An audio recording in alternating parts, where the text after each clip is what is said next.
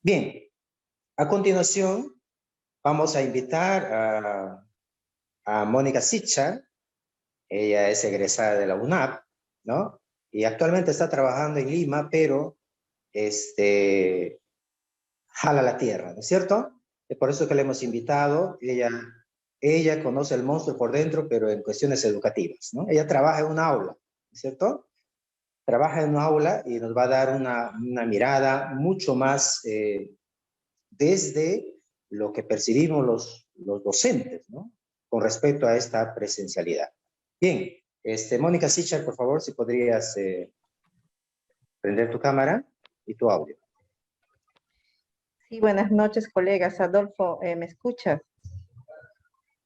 Claro, perfectamente. De acuerdo. Muchas gracias por la invitación a esta escuela sindical. Es muy importante que entre maestros comencemos a conversar y a intercambiar experiencias a partir de justamente de las exposiciones de los especialistas que me han antecedido, que tienen desde sus diferentes perspectivas, ¿no?, una visión de lo que implica el retorno a clases este marzo, sí, ya de acá a menos de 2 semanas. Yo creo que entre los maestros habidos desde casi a los meses de que se apaciguó el tema de la pandemia, una necesidad de querer volver a las aulas.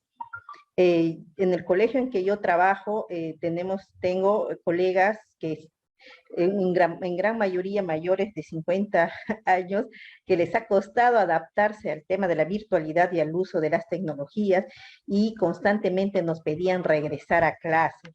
Mientras los que de una u otra manera manejábamos las tecnologías, digamos, incentivamos el de aprovechar la coyuntura para desarrollar las habilidades y las competencias digitales, tanto en estudiantes como en docentes, porque la realidad es que nuestros colegas también, por diferentes motivos, no logran un manejo, digamos, expertise de estas herramientas, ¿verdad? Y tampoco nuestros estudiantes. Muchos de nosotros creíamos que nuestros estudiantes eran los famosos nativos digitales. Dijimos, uy, ahora vamos a tener dificultades porque se van a dar cuenta nuestros estudiantes que no manejamos las tecnologías. Pero sin embargo, muchos de nosotros nos hemos chocado con la realidad de que nuestros estudiantes solo utilizan la tecnología para Facebook, WhatsApp, bueno, ahora TikTok, Instagram, pero no para un uso pedagógico de las tecnologías. Y hemos tenido que, por ejemplo, no les gusta usar el correo electrónico, quieren que todo les mandemos por WhatsApp, ¿no? La forma de escribir del WhatsApp un poco informal. Por eso yo desde un comienzo no estuve de acuerdo con usar el Facebook como medio para poder transmitir las clases, ¿no? En el colegio en que trabajo peleamos para que se utilice la plataforma educativa de Google, que es el Classroom, para que sea un vínculo formal para comunicarnos con nuestros alumnos. Para mi suerte, efectivamente hemos tenido casi un 80% de conectividad. Los padres invirtieron, se compraron sus celulares de mediana gama para poder participar en las actividades. Pero aún así, como vuelvo a repetir, muchos colegas preferían el retorno a la presencialidad por un problema de que les costaba el trabajo con la tecnología. Y sobre todo también porque muchos cometimos el error de creer que las clases virtuales eran una réplica de las clases presenciales, o sea, transmisión de conocimiento, ¿verdad? Y como no tenías en la virtualidad, tú no puedes hacer tus grupos, socializar, que se rían, porque el tiempo pasa y solamente tienes una hora, ¿no? Porque no puedes abusar de las megas. Las clases comenzaron a ser aburridas para muchos, entonces decían, no, mejor regresamos a la presencialidad. Entonces, en esas condiciones, muchos han estado esperando ya este momento, ¿verdad? Y yo más bien lo que temo es que regresemos a la presencialidad a hacer lo mismo. Y yo no creo que hasta antes de la pandemia el Perú, y sobre todo Loreto, sabemos cuáles son los indicadores en niveles de comprensión lectora, de matemática y en todos los niveles educativos, la brecha que tiene Loreto con el resto del Perú. Ni hablar de infraestructura, ni hablar de, qué sé yo, de servicios básicos. Entonces, vamos a regresar a lo mismo de la prepandemia o ha cambiado algo? Yo creo que del lado del maestro sí ha cambiado. Lo que no ha cambiado es el lado de las autoridades. ¿Qué quiero decir esto? O sea, vamos a regresar al colegio destruido, al colegio sin carpetas, o con carpetas bipersonales, al colegio sin agua, al colegio con 30, 40 alumnos en zonas urbanas, al colegio con maestros no titulados en zonas bilingües, al colegio unidocente en colegios rurales, sin internet, sin dispositivo. O sea, no ha habido un cambio entre la prepandemia y la pandemia. Sí ha habido un cambio en los docentes, que es que hemos tenido que aprender la virtualidad y el uso de la tecnología. Y también hemos aprendido de que, yo creo, no sé si mis colegas acá presentes comparten lo mismo que yo, hemos aprendido la importancia de desarrollar la autonomía en nuestros estudiantes, porque como ellos tenían que hacer muchas de sus actividades sin nuestra presencia, nos dimos cuenta que tendríamos que comenzar a trabajar en actividades que permitan el desarrollo autónomo de nuestros estudiantes. Entonces, eso sí ha cambiado en nosotros. Y con esa perspectiva, nos van a obligar a regresar al colegio prepandemia. O sea, todo lo que hemos aprovechado con esta pandemia, a valorar el trabajo, la autonomía, las competencias digitales, y después muchas otras aprendizajes que no son valorados. ¿Cómo vamos a regresar? Si nos vamos a regresar al salón de 30 alumnos, en el caso de los colegios urbanos, y a los colegios sin internet en el caso de también los colegios urbanos, ¿no?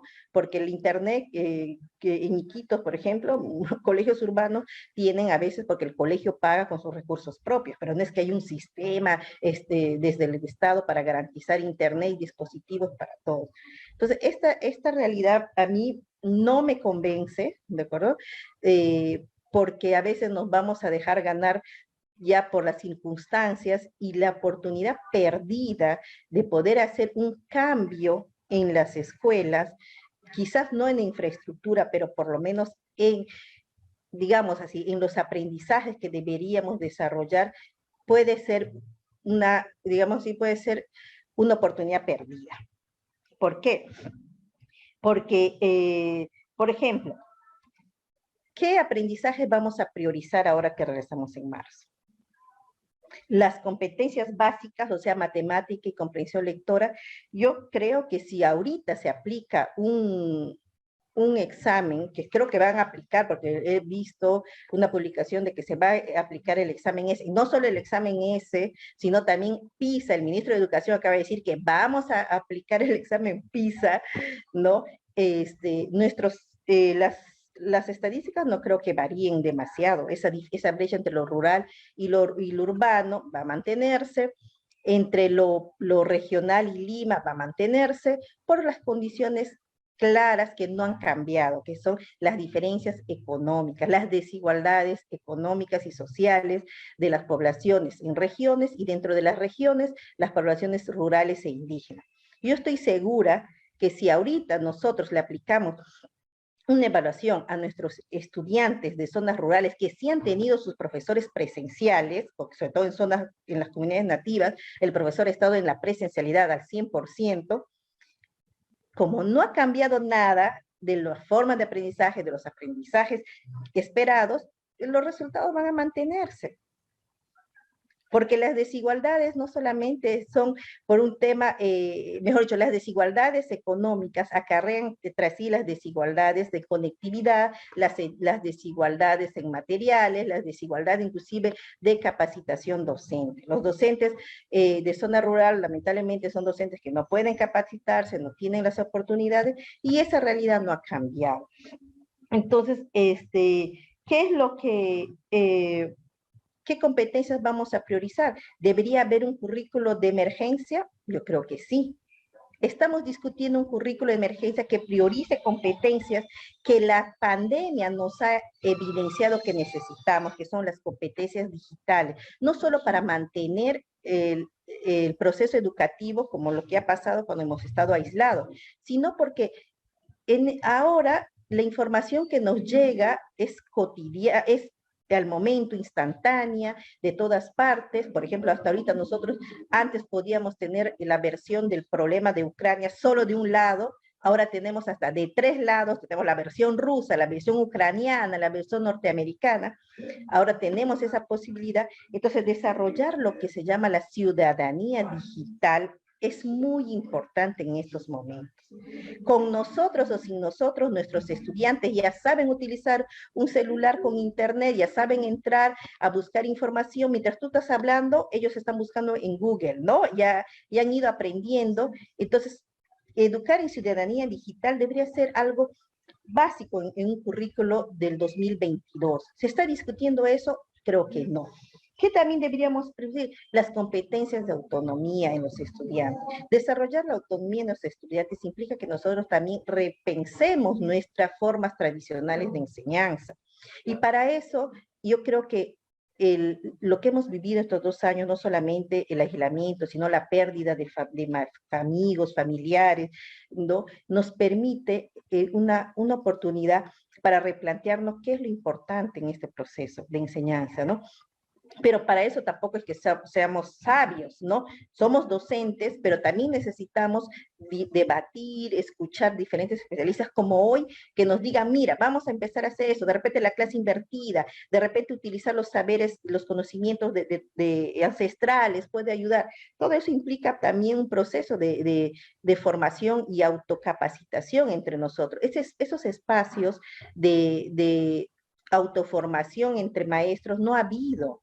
O sea, hemos perdido esa gran oportunidad durante la pandemia de que todos los profesores han estado en las ciudades, los profesores rurales han estado en las ciudades, no hemos aprovechado para las capacitaciones entre nosotros. No vino ni de siquiera desde el Estado y tampoco desde los sindicatos, ¿no? Porque ha sido una oportunidad. Entonces vamos a regresar sin haber reflexionado tampoco nuestra práctica docente, en qué en qué condiciones estamos regresando y qué currículo vamos a aplicar. Porque la infraestructura, como lo mismo han dicho, lo dicen una serie de especialistas, puede que no cambie radicalmente la situación de la enseñanza. Podemos ser un buen colegio con una infraestructura que no sea moderna, sí, ¿no? O sea, hay experiencias de colegios que no son emblemáticos, ¿no? Pero tienen buenas experiencias académicas. Lo que sí es importante y que sí tiene que ver con la salud, que como han mencionado los especialistas, tanto el doctor Miguel Martín como Luis Pinedo, es de la importancia de que se pueda garantizar mínimas condiciones de salud para evitar el contagio y en este caso muchos docentes que son mayores. ¿Y eso cómo se va a hacer? No quizás construyendo más aulas en este momento, sino se está hablando del desdoblamiento de aula. ¿Qué quiere decir el desdoblamiento de aula? Quiere decir que si yo tengo una aula de 30 alumnos y en mi aula, inclusive sin mantener el distanciamiento social que la misma autoridad nacional está diciendo, no es necesario, el ministro de Salud también ha dicho, puede haber aforo, un 0%, pero si antes de la pandemia tener 30, 35 alumnos en un aula que no permitía un desarrollo adecuado pedagógicamente para lograr los aprendizajes, ¿cómo vamos a regresar a esas mismas circunstancias?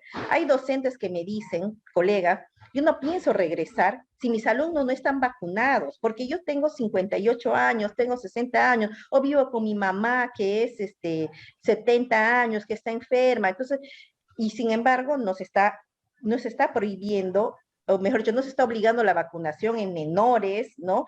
Ni para asistir al colegio. Entonces, ¿qué hacemos? Profesora Mónica tiene 3 minutos más. Correcto, Adolfo. Entonces, ¿qué hacemos? ¿Rechazamos a nuestros alumnos que no están vacunados? Yo les comento que en mi colegio empezamos en noviembre clases presenciales con los alumnos que no tenían conectividad, con ese 20% de alumnos que no tenían conectividad, los convocamos. Asistieron el 50% de los convocados, porque muchos estaban viviendo en provincias, se habían mudado, y con ese 50% que asistieron, había más o menos un 10% que no estaba vacunado, a pesar que la edad, porque yo enseño en secundaria, ya deberían estar vacunados. Los padres no pudimos rechazarle a esos estudiantes, pero eran 7, 8 alumnos por aula. Ahora van a regresar 20, 25, ¿qué hacemos?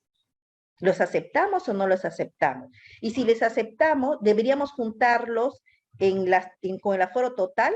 A mí me parece que no. Si vamos a aceptar alumnos no vacunados, el aforo no debería ser al 100%, porque el aforo al 100% se supone que es si tú has llegado a los niveles de vacunación que ha planteado el doctor Miguel, ¿no? Pero si no tenemos esos niveles de vacunación, no podemos hacer un aforo al 100%. Entonces deberíamos desdoblar las aulas. Y desdoblar las aulas implica porque nosotros cumpliríamos nuestras 30 horas que nos corresponde, ¿verdad? Si yo trabajo en 2 grupos, dentro con mis 2 grupos tiene que estar las 30 horas, pero eso significa que el estudiante no va a recibir sus clases que corresponde la semana. Entonces, ¿qué amerita eso?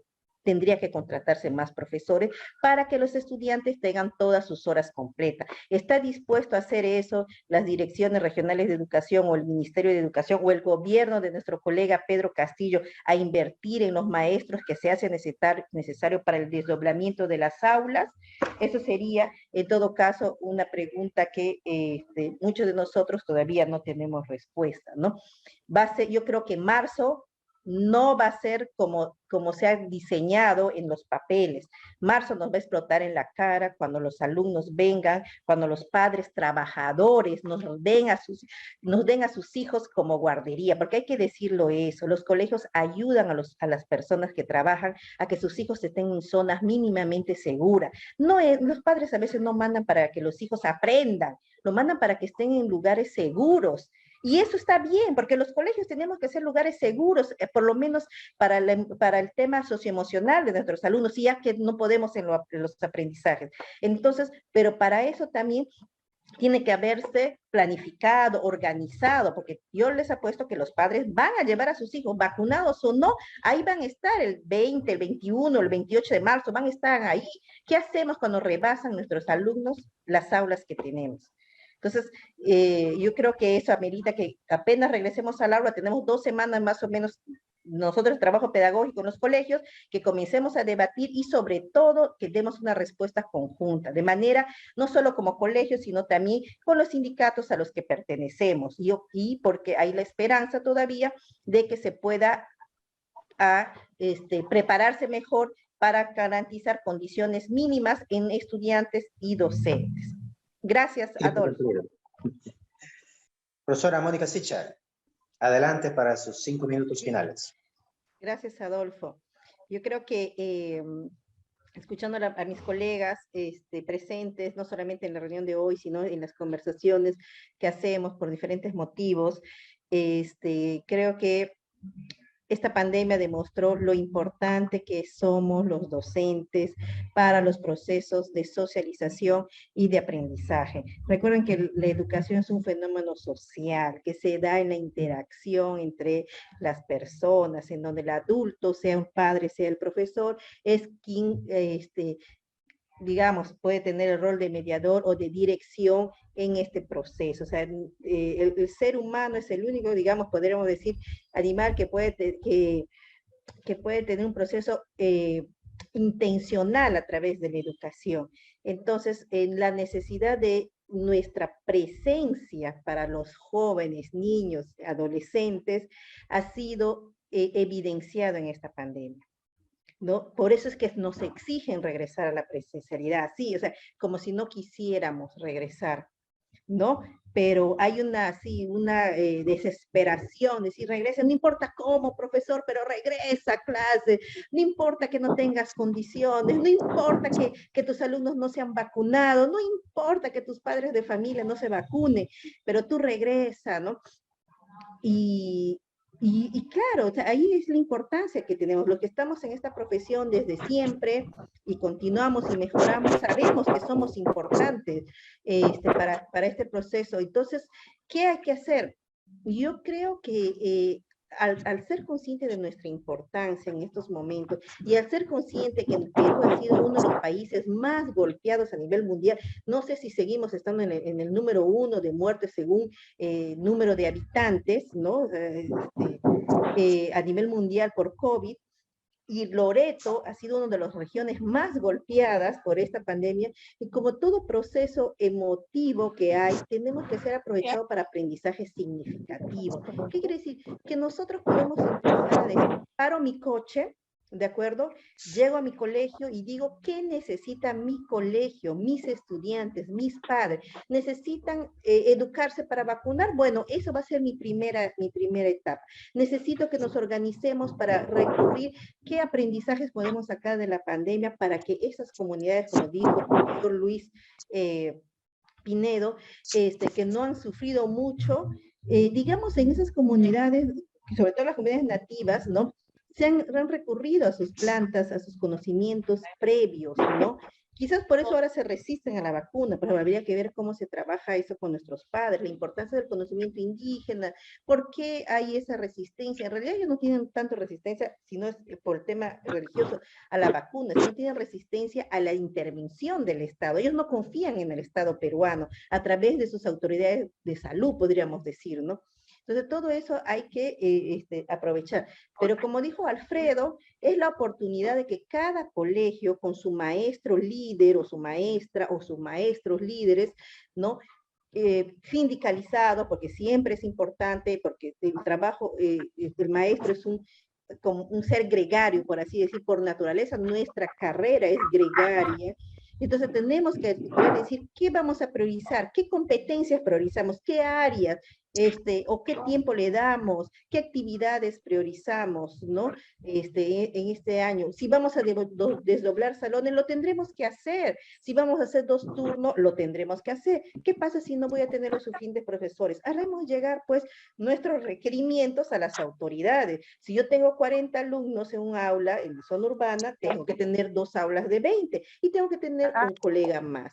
Entonces, todo eso es la oportunidad que tenemos de poder articular y así seguir viendo, reuniéndonos entre maestros del distrito, de la región, y para poder plantear nuestras demandas, porque no podemos dar la vuelta a la página como si lo del COVID no hubiera pasado, ¿verdad? Entonces, yo creo que es una oportunidad para que el maestro salga un poco también de sus demandas solamente laborales o de salario, ¿no? Y que seamos el eje de una propuesta, dice Alfredo, de una nueva educación, una nueva escuela, ¿no? Que amerita ante las circunstancias que se tienen, ¿no? Lecciones podemos sacar muchas, pero lo que falta es que podamos retomar el rol del maestro líder, el rol del maestro diseñador de su currículo, ¿no? Que antes nosotros admirábamos a nuestros profesores de antes, que eran como unas bibliotecas que sabían mucho de todo, podían saber desde medicina hasta arreglar un foco, por así decirlo, ¿no? Entonces, ese tipo de maestro nos ha vuelto a exigir la realidad, que podamos ser psicólogos, médicos, cuando los alumnos dicen, profesora, no, mi mamá está enferma y solo vivo con mi mamá, ¿qué hago?